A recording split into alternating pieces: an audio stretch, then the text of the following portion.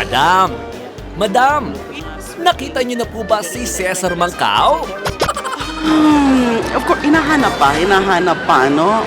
Ma'am, sino po bang naghahanap kay Mancao? But a very significant part of the manpower and resources of the NBI are now being utilized just to go after him. Ba't ganon? Eto siya sa tapat ng NBI. Saan ba kayo galing, sir? Binisita ko nga sila doon sa Fighting Power nung nakarang kahapon eh.